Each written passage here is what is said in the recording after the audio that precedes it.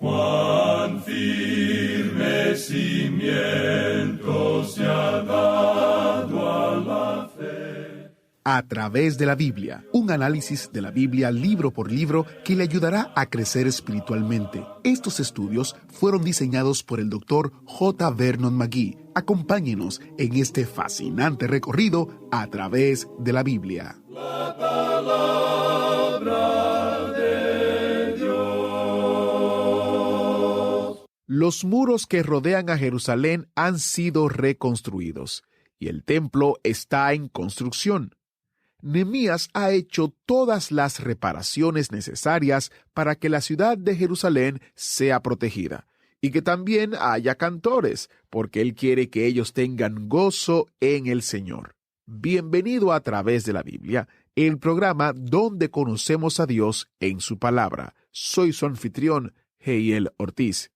Me agrada mucho que usted haya sintonizado el programa de hoy.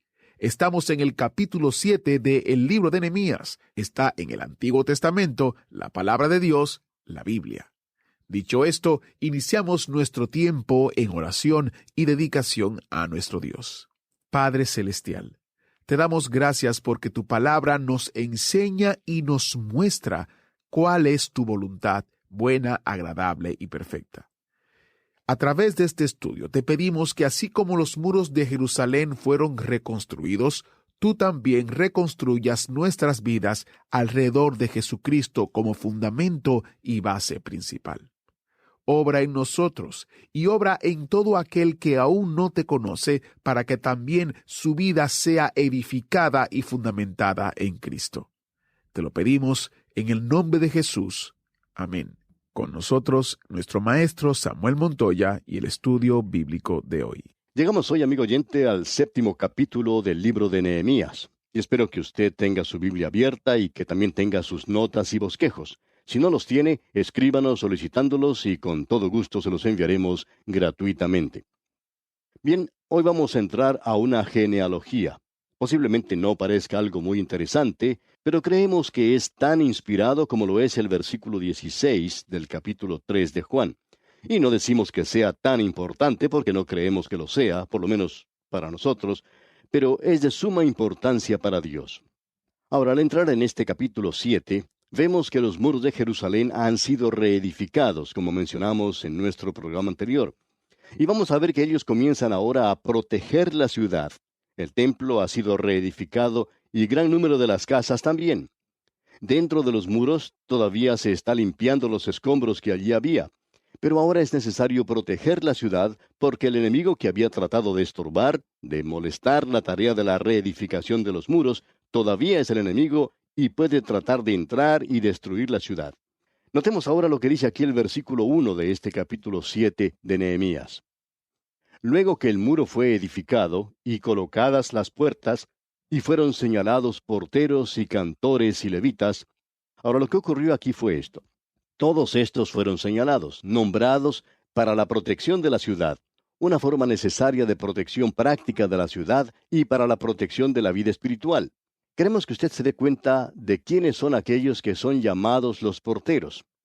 La importancia de estos porteros era bastante grande, ya que ellos eran los guardias, ellos eran los que estaban al cuidado de los muros. Es decir, que ellos estaban alrededor de ese muro todo el día, observando, vigilando lo que ocurría afuera e informando a los que estaban adentro. Les informaban si se aproximaba algún enemigo o si había algún peligro afuera. Ellos estaban, pues, vigilando todo el día y toda la noche. Era un trabajo de 24 horas. Por tanto, eran personas que habían sido seleccionadas cuidadosamente. Pero vamos a ver que estas cosas no eran cumplidas como debieran cumplirse. Ellos no tenían que ser indiferentes a las personas que entraban y pasaban los muros de la ciudad. Aquí hay algo que deseamos mencionar y esperamos que no sea malentendido porque creemos que es algo que ha sido abusado en gran manera.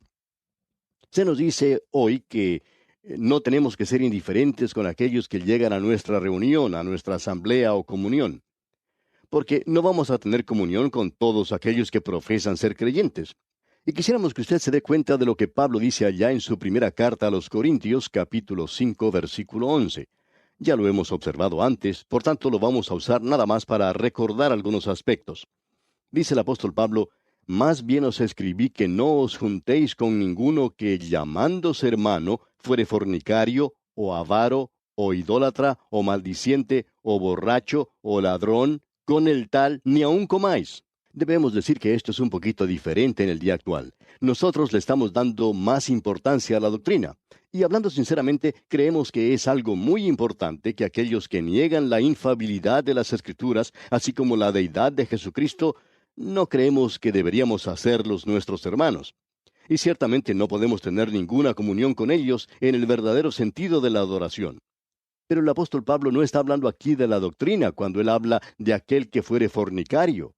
¿Qué podemos decir acerca del hombre o de la mujer en la iglesia que no trata con ese pecado que tiene en su propia vida? En nuestros días tenemos un nivel muy bajo. Enfatizamos la doctrina y eso es bueno. Pero, ¿qué podemos decir en cuanto a la moral? ¿Qué sobre la conducta?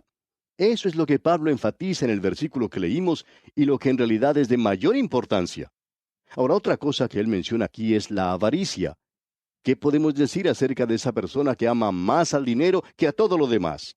¿Qué podemos decir del hombre que no es honrado en sus negocios? ¿Podemos tener acaso comunión con él? Debemos decirle que esto es lo que estaba condenando Pablo. Nos preguntamos nosotros si no es que tenemos una idea un poco desequilibrada en la actualidad de todo esto. Se nos dice que Juan lo puso como principio de la doctrina. Y cuando uno lo toma desde esa posición, puede comprender que se refiere a todo lo relacionado con la verdad.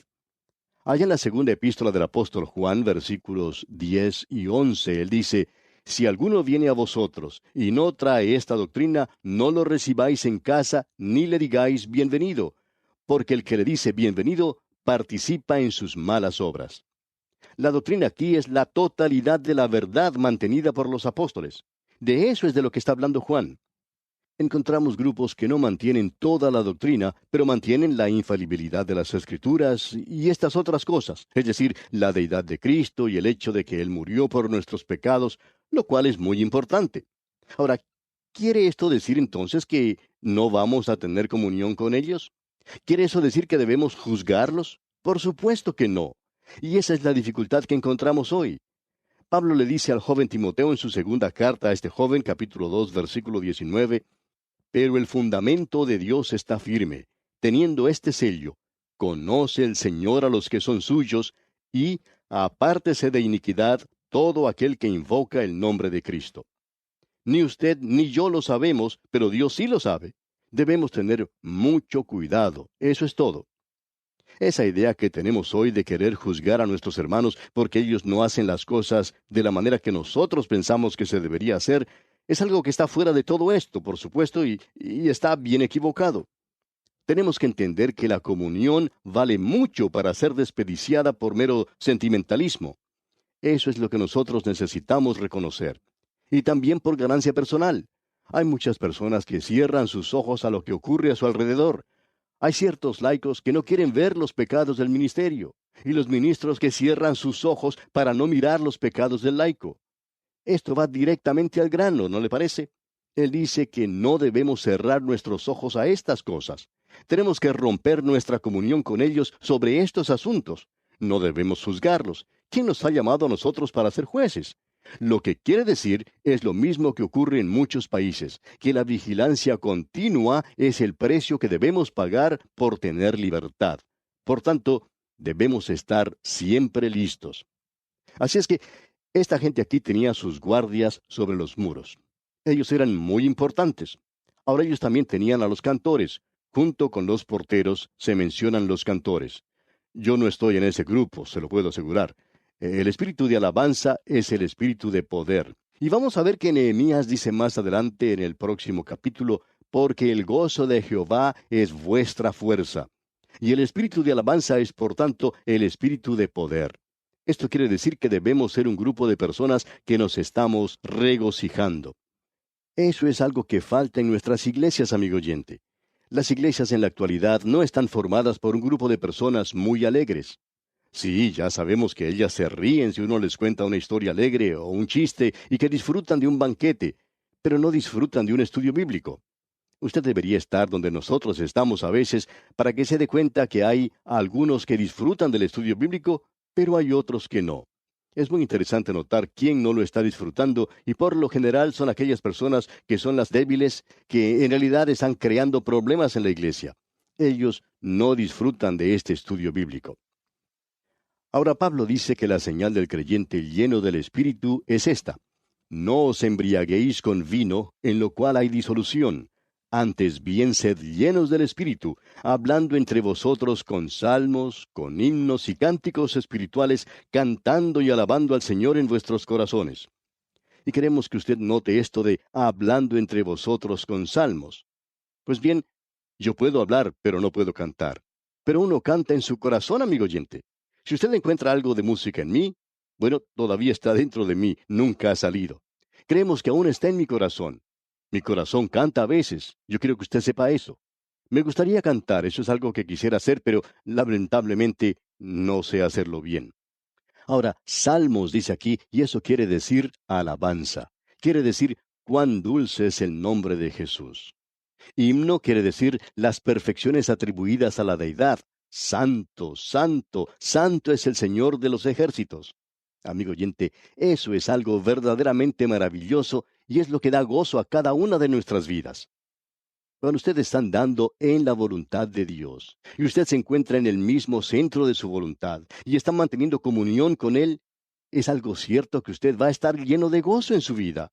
Estas cosas que tenemos aquí son algo maravilloso en realidad. Y esto hacía de esta ciudad algo admirable, el poder tener estos porteros y cantores. Y eso no era todo, sino que también tenían levitas. Ellos también habían sido seleccionados o señalados. Ellos eran los ministros de la religión. Dios llama a los que le van a servir.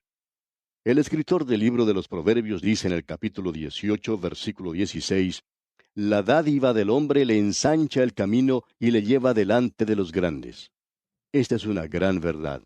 Si Dios lo ha llamado a usted a que sea un ministro, un siervo, Él preparará un lugar para usted.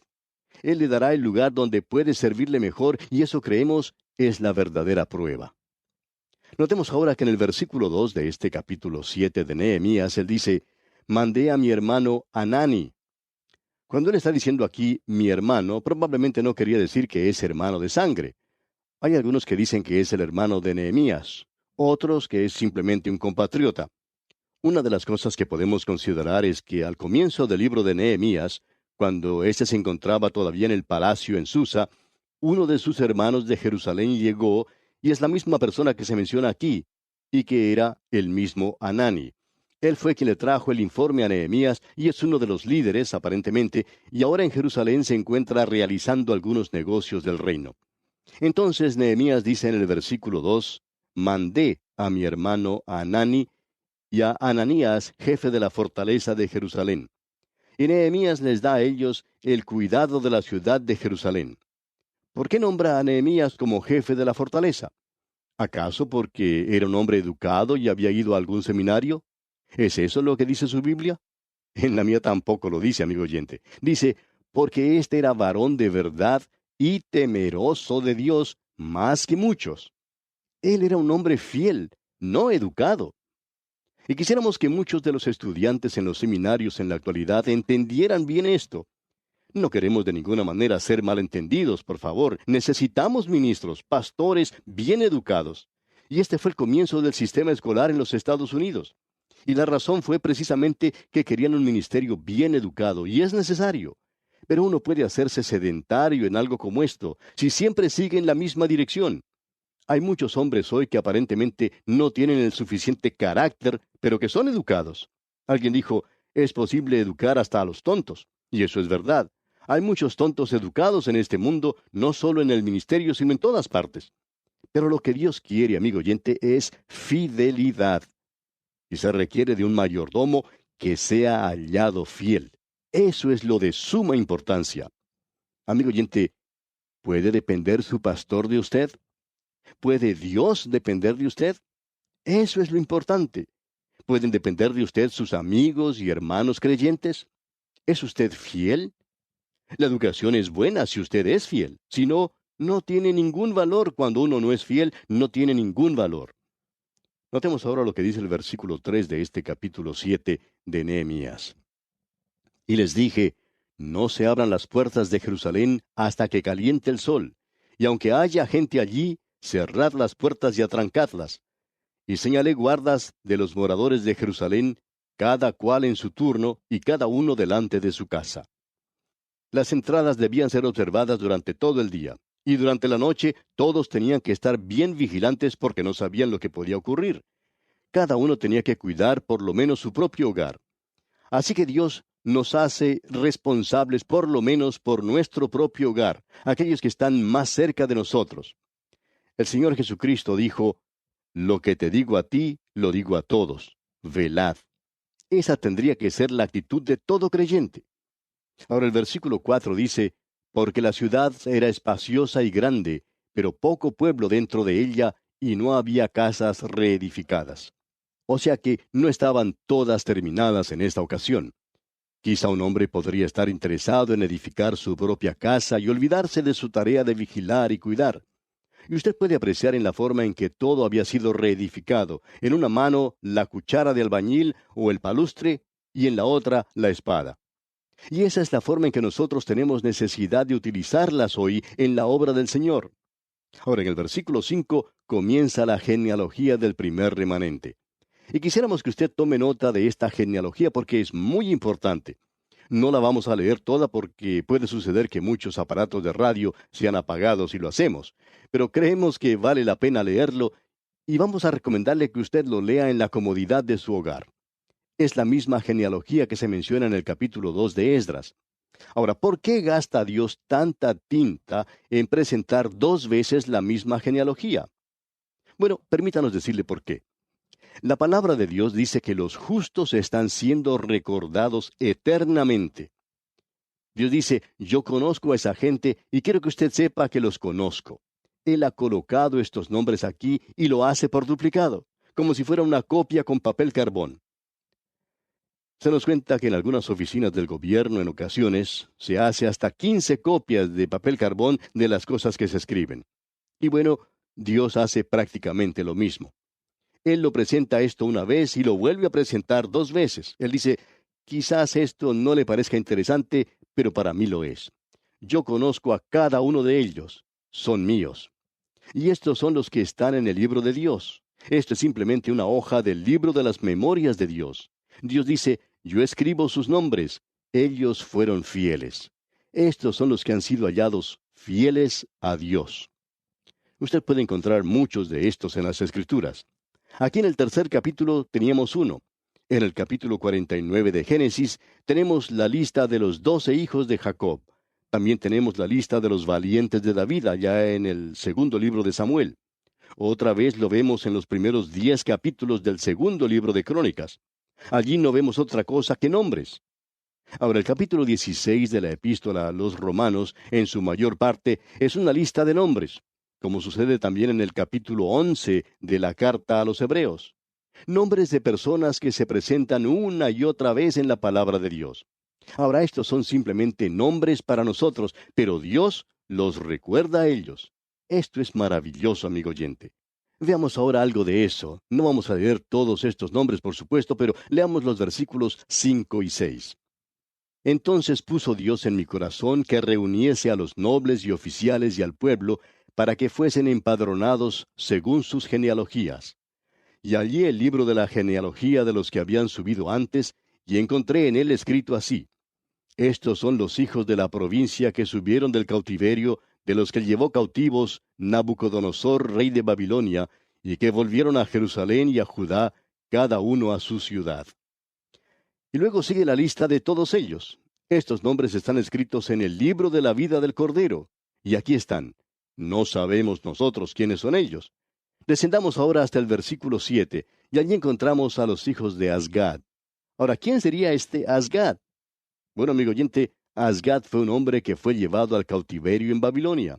Sus padres fueron allí con toda su familia. Pasaron 70 años, quizá ahora ya hayan pasado más, podemos suponer que unos 100 años. Esta familia se ha ido multiplicando y ya tenemos muchos de ellos. Cada uno de estos 2622 podían decir, yo soy pariente de Azgad, soy un israelita. Alguien le podía preguntar, ¿sabe usted qué es un israelita? Y él podía contestar, seguro, Asgad fue mi tatarabuelo y yo sé quién soy. Hay quienes hoy dicen, bueno, pienso que soy un hijo de Dios. Espero ser un hijo de Dios. Amigo oyente, ¿no sabe usted si es un hijo de Dios? ¿No sabe si está confiando en Cristo? Él dice, el que tiene al Hijo, tiene la vida. ¿La tiene usted? Él dice, el que tiene al Hijo. Entonces, ¿lo tiene usted? ¿Ha confiado usted en Él? Bien, entonces, usted tiene la vida. Es que yo no quiero jactarme de eso, dice usted. Usted no se está jactando de eso, amigo oyente. Usted cree en Dios. Y si usted no cree en Él, entonces le está haciendo a Dios mentiroso. Él dice que el que tiene al Hijo tiene la vida. Ahora, ¿tiene vida usted? Usted la tiene. ¿Y con qué autoridad? Porque Él dice que es así. Y esto ha sido escrito. Los hijos de Asgad, pues, podían decir, mire, aquí está escrito. Aquí está mi nombre escrito. Yo sé quién soy. Pero hay algunos que no podían decir esto. Leamos el versículo 61 de este capítulo 7 de Nehemías. Y estos son los que subieron de Tel Mela, Tel Arsa, Kerub, Adón e Imer, los cuales no pudieron mostrar la casa de sus padres ni su genealogía si eran de Israel. Ellos no sabían, no tenían conocimiento de dónde venían. Decían, bueno, creo que soy de aquí, espero serlo, trataré de serlo. Amigo oyente, eso no le va a ayudar a nadie. Usted tiene que saberlo, tiene que estar convencido. Esta gente aquí no podía demostrar su genealogía. ¿Y qué pasó? Bueno, ellos fueron quitados de ese lugar. Leamos el versículo 64 de Nehemías capítulo 7. Estos buscaron su registro de genealogías y no se halló, y fueron excluidos del sacerdocio. Ellos no pudieron declarar su genealogía. Y usted, amigo oyente, no solo tiene que ser salvo, sino que usted tiene que saber que es salvo. Notemos algo ahora. Quizá alguien diga, bueno, ¿y cómo podían saberlo? Pues bien, allí estaba el Urim y el Tumim en el pectoral que usaba el sumo sacerdote, y eso mostraba la voluntad de Dios. Ese era el discernimiento del sacerdocio. Amigo oyente, ¿tiene usted vida eterna? Pues bien, amigo oyente, usted va a la palabra de Dios y se entera de esto, porque esto es importante. Ahora pasemos al versículo 73, que es el último versículo de este capítulo 7 de Nehemías, y allí leemos, y habitaron los sacerdotes, los levitas, los porteros, los cantores, los del pueblo, los sirvientes del templo, y todo Israel en sus ciudades. Ellos regresaban ahora a sus propias ciudades. Este hombre Nehemías ha hecho una obra fantástica, pero él no ha finalizado aún.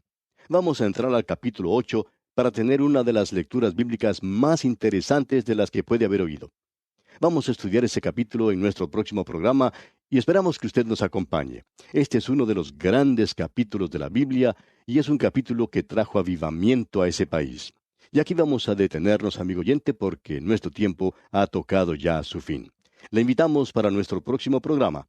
Hasta entonces, pues, que el Señor siga bendiciendo su vida, es nuestra ferviente oración. Agradecemos que nos acompañara en el estudio de hoy. Le invitamos a que visite nuestro sitio en internet a través de la biblia.org. Ahí puede suscribirse para recibir las notas y bosquejos de lo que estamos estudiando y noticias del ministerio. También encontrará la variedad de libros y materiales gratuitos que tenemos para usted. El sitio es a través de la biblia.org. Todo lo que hacemos es posible gracias al Señor y a personas como usted que se unen a nosotros en la obra de llevar la palabra entera al mundo entero. A través de la Biblia es una producción de Radio Transmundial.